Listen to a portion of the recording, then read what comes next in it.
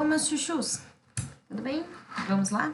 Dando continuidade, então, agora a gente fala um pouquinho do desenvolvimento industrial, falamos da história da indústria, né? Da onde a gente veio e aonde a gente está. E a gente finaliza um pouquinho a nossa aula falando de modelos produtivos, certo?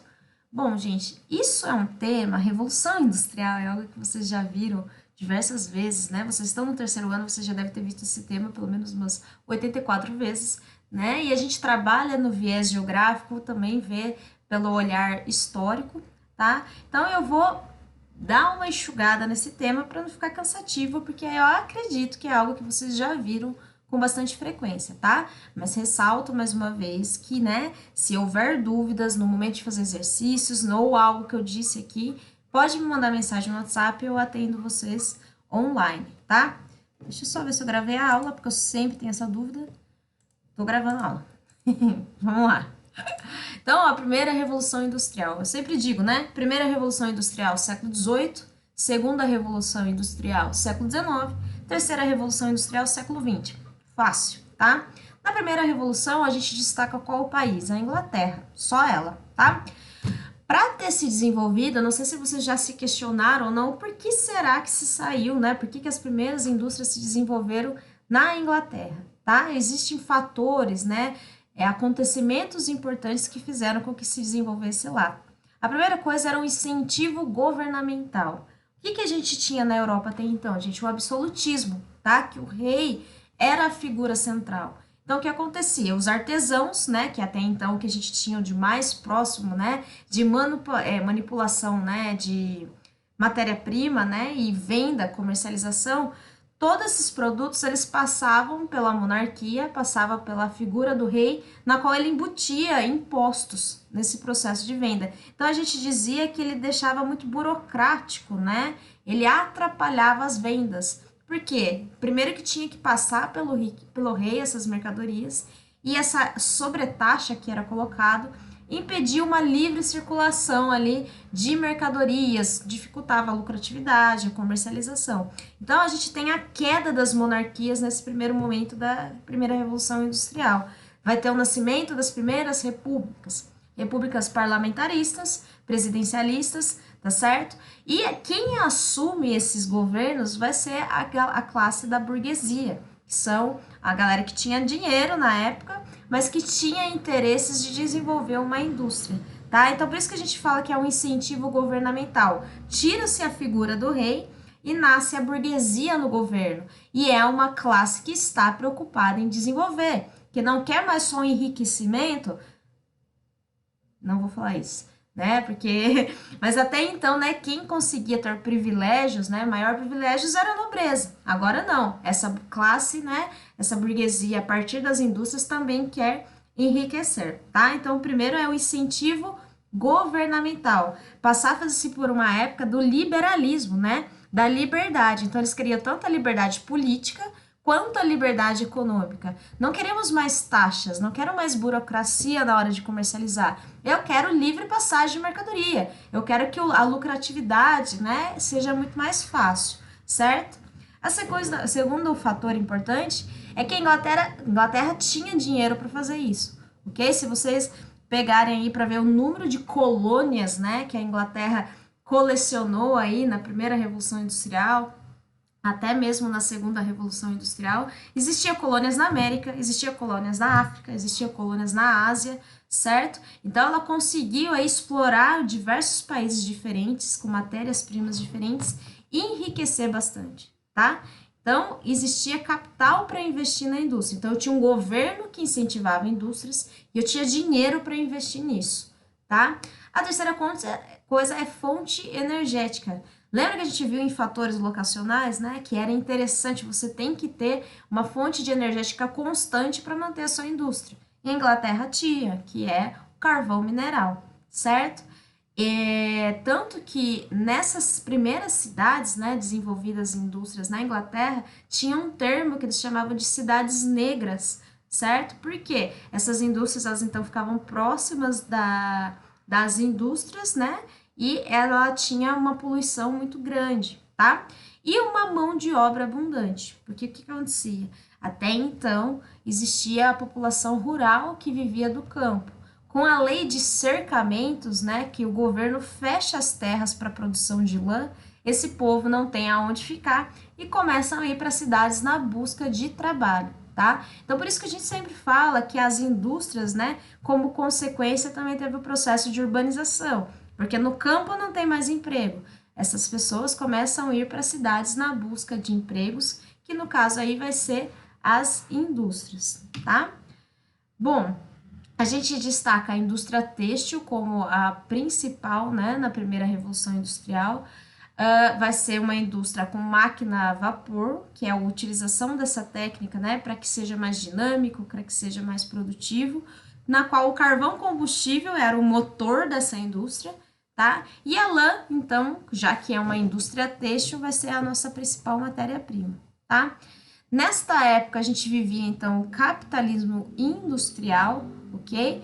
Com o nascimento, então, do liberalismo político, com a burguesia no poder, e um liberalismo econômico bastante forte, né? Nessa mesma época, a gente destaca o Adam Smith, que vocês provavelmente já ouviram falar, né? Que ele é o pai do liberalismo econômico, na qual ele dizia da mão invisível do mercado, né? Deixe estar, né? Deixe-se fazer.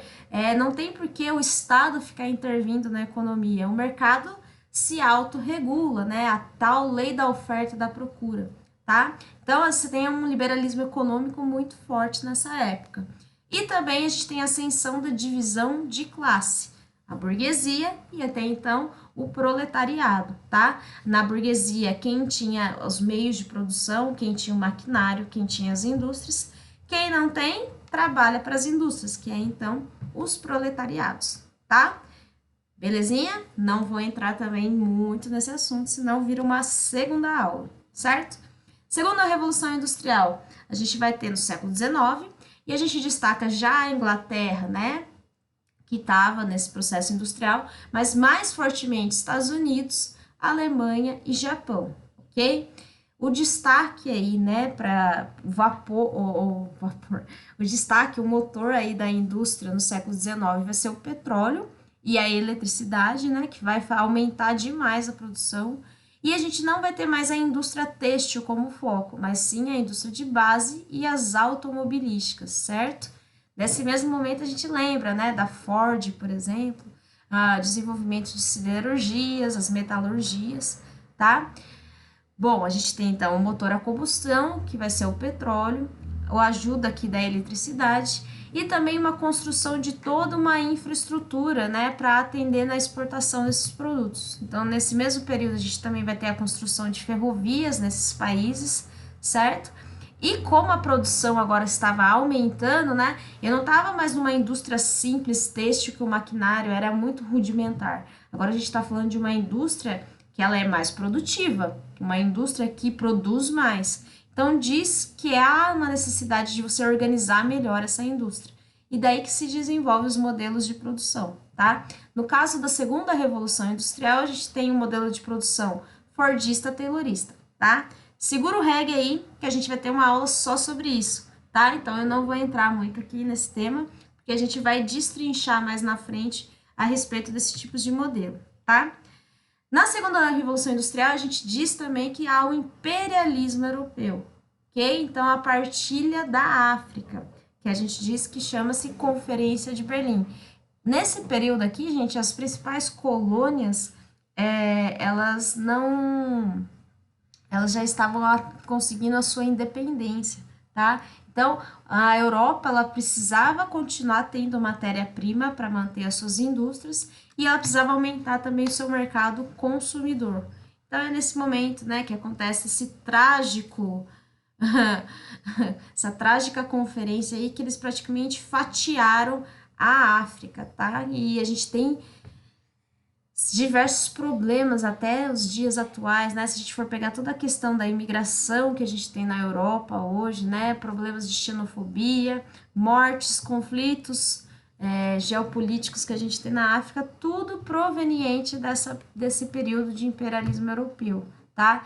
Era isso que a gente tinha como África antigamente, diversas etnias, né? A gente pode colocar aqui, se não me engano, acho que eram mais de 3.000 etnias que a gente tinha na África, Já existia alguns conflitos entre essas tribos existentes na África, e eles simplesmente, né, fatiaram esse território aí como se eles fossem donos dessas terras, tá?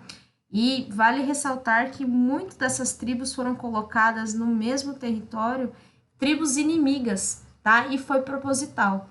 Quando você tem uma instabilidade, né, civil, quando você tem tribos ali entrando em guerra, é muito mais fácil para você conseguir dominar essa região, tá certo?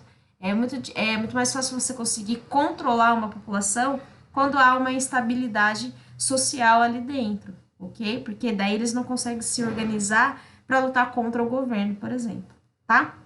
Mas então, nesse momento, então, a gente também tem aí o imperialismo europeu, certo? Terceira Revolução Industrial, século XIX, a gente vai ter então a Revolução Técnico-Científico-Informacional.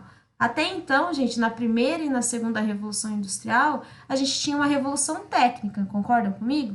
Né? Na primeira Revolução Industrial, eu tenho a técnica de utilizar a máquina a vapor. Isso fez com que eu ficasse mais produtivo. Na segunda Revolução Industrial, eu uso a técnica do motor a combustão. Então, eu fiquei ainda mais produtivo, certo? Agora, na terceira Revolução Industrial, não é só na tecnologia que a gente está falando, né? Na técnica, mas a gente também tem muita produção de conhecimento, né?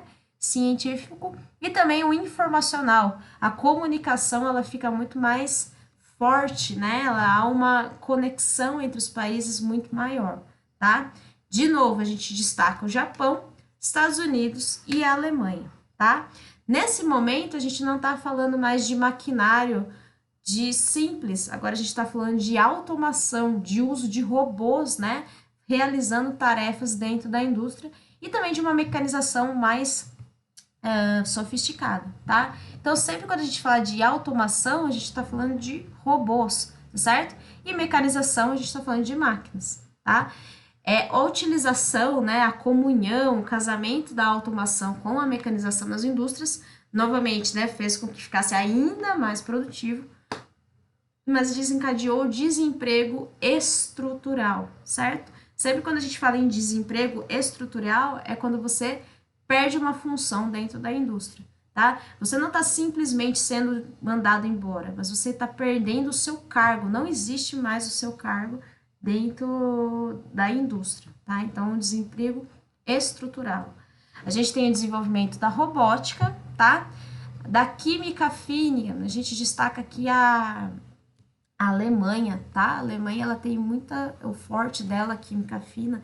Na aula de Revolução Verde, a gente falou bastante da Bayer, né? Que é uma indústria alemã com desenvolvimento de sementes geneticamente modificadas, desenvolvimento de agrotóxicos, pesticidas, né? Os venenos. Tudo isso entra aqui na química fina, tá? E desenvolvimento da comunicação e transportes, que é o que a gente falou do informacional, tá? Então, agora, nas redes materiais, né, você tem uma interligação muito maior, ok? Então, você tem rodovias, ferrovias, aviação, tá? Então, você tem ali diversas formas de se movimentar no território muito mais rápidas do que antigamente. Então, por exemplo, né, os portugueses, quando eles vieram para o Brasil, levava-se em média o quanto? Né? De 3 a 4 meses para eles conseguirem chegar no Brasil. Agora, se você quiser, né, fazer esse caminho Brasil-Portugal, você tem que pegar ali algumas horinhas de voo e você chega no mesmo dia, praticamente, tá? Então, isso que é a evolução, o desenvolvimento dos transportes, né, as redes materiais. E as imateriais é a comunicação, principalmente com a internet, tá? A informação, ela é muito mais rápida, tá? Qualquer problema, qualquer conflito, né? Se agora cai uma bomba dentro do Irã, em questões de minutos a gente fica sabendo essa informação. Coisa que antigamente se demorava dias para chegar essas informações até nós, né? Se a gente pegar lá década de 30, década de 40, década de 60, a informação ela era muito mais lenta, tá? Hoje ela é muito mais instantânea. E no campo, né, então a gente também vai ter a Revolução Verde, né? A tecnologia ela não chega só nas cidades, ela vai chegar no campo e também vai desenvolver aí o desemprego estrutural no campo, tá? Como eu já comentei com vocês, não é só uma revolução técnica, né? Não será desenvolver uma tecnologia, mas aí a gente tem também a produção de conhecimento. E a gente vai ver que tem a formação de tecnopolos, né? Que é a aliança dessas duas coisas. É você ter a tecnologia e a produção científica, tá? E uma aliando a outra, né? Nas universidades se desenvolvem teorias, nas universidades se desenvolvem essas máquinas, né? E depois elas são aplicadas nas indústrias, por isso que a gente chama de tecnopolos. Coloquei dois exemplos aqui, né? O Vale do Silício, por exemplo, que é aquela região na costa, né, dos Estados Unidos, que a gente tem a Apple, a gente tem a Google, tem a Facebook, ok? Que são empresas ali, indústrias, né, da tecnologia, e você tem a presença de universidades ali que vai abastecendo essas indústrias, tanto com conhecimento quanto com mão de obra qualificada. E a gente tem aqui no Brasil também, né, que é o caso da ITA, que é a universidade, né, e a Embraer, que é a indústria de aviões, tá, em São José dos Campos. Então é isso, produz, né, conhecimento, produz mão de obra qualificada que vai abastecer essas indústrias, tá? E por fim, a quarta revolução industrial, tudo bem? É a indústria 4.0. Perceba que não tem data, não há início nem término, tá? O que que acontece, pessoal? A gente está vivendo a quarta revolução industrial, né? Por isso que a gente fala que ainda é muito difícil a gente conseguir concluir ou discutir a respeito, porque como a gente ainda está vivenciando ela, a gente tem uma noção do que está acontecendo, né? Mas a gente ainda vive a indústria 4.0, tá? Agora a gente fala de uma tecnologia muito mais avançada, né? Como nós estamos inseridos na quarta revolução industrial, talvez seja mais perceptível o que está acontecendo. Hoje a gente fala de uma inteligência artificial, que é os benditos dos algoritmos, tá? Na terceira revolução industrial, gente, quando a gente tinha robôs, né, a automação, quando a gente tinha os maquinários programados, era programados, né? Ainda existia uma dependência do ser humano para ir lá e pluf, ligar o botãozinho e fazer a máquina funcionar, tá? Então eles eram comandados pelos seres humanos. Atualmente não. Hoje os robôs eles conseguem tomar decisões, tá? Tem uma série, né, de histórias a respeito disso que são bizarras, né? Eu não sei se vocês viram, mas a China investe muito em inteligência artificial. E um dia eles colocaram, né, dois robôs chineses para conversar na internet com as pessoas respondendo perguntas. Inclusive, um desses robôs falava mal do Partido Comunista. Depois, se vocês quiserem, né, entrar na internet e procurar a respeito, foi ótimo, porque os robôs tiveram que ser desativados, né, porque eles começaram a falar mal do próprio sistema político-econômico que existe hoje dentro da China, tá? Também tem outra história que foi criado robôs, né, para conversar no Facebook, se não me engano. E esses robôs, eles desenvolveram uma linguagem específica que nós não conseguíamos interpretar. Então, eles conversavam entre eles numa linguagem específica que a gente não conseguia interpretar. Então, a gente também teve que desativar esses robôs, porque, né, revolução das máquinas, né? Então, é bizarro as coisas que a gente está vivendo hoje em dia. E dá até um pouquinho de medo, né, pessoal? Mas tem um monte de histórias aí na internet depois, se vocês quiserem buscar, tá? Mas é quando a gente fala de, né, o celular, desculpa, a inteligência, né, esses maquinários tomando a própria decisão, a gente fala dos algoritmos. Por que que eu falei celular, né? Porque a gente tem isso muito claro no nosso dia a dia. Vocês provavelmente já devem ter passado por essa situação de falar que quer comprar alguma coisa, né? Se vocês não fizeram esse teste, eu digo aí para vocês fazerem, né? Quero comprar um fone de ouvido. Fone de ouvido. Quanto será que custa um fone de ouvido? Vocês provavelmente já devem ter passado por essa situação e magicamente começa a aparecer fones de ouvido na timeline do Instagram de vocês, do Facebook, né? Nos incentivando aí a compra. Isso é o algoritmo, né? É a máquina que está percebendo a nossa necessidade e ele começa a lançar informações a respeito disso, tá? Então, isso é agora, né, uma indústria muito mais sofisticada. O maquinário, ele não depende mais do ser humano. Ele consegue tomar as próprias decisões, tá? E hoje a gente fala de uma comunicação instantânea também, que é a internet 5G. A velocidade da internet hoje tá absurda, tá? Então, quando a gente fala que vai melhorar a velocidade da internet, eu não tô dizendo que vai ficar mais rápido para baixar filme. Também, tá? Mas essa comunicação instantânea, ela diz de algo muito mais sofisticado, né? Então, diz a respeito, por exemplo, de médicos conseguirem fazerem cirurgias à distância, ou seja, dando os comandos para os robôs à distância e eles fazendo essa cirurgia numa pessoa, ou seja, algo que é delicado, precisa de precisão na hora de fazer remotamente, né? Isso é a internet 5G, né? Tamanha velocidade da informação que vai chegar de forma muito eficiente em diversos lugares do mundo, tá? A gente destaca aqui, né, a respeito dessa comunicação instantânea, a Huawei, que é uma empresa chinesa, tá? E a Google, que na qual eles são, né, bastante rivais aí, mas eles se destacam nessas duas empresas, né, a norte-americana e a chinesa, como destaques. Tudo bem?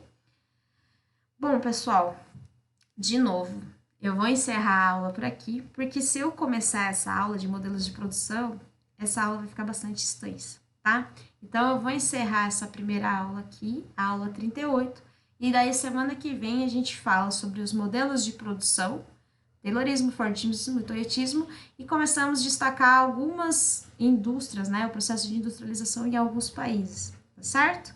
Mas para ficar mais didático, ficar mais coerente e menos cansativo para vocês, eu vou encerrar essa segunda aula por aqui, tá certo? Qualquer dúvida, estou à disposição para vocês. Podem me mandar mensagem. Um beijo, pessoal. Até mais.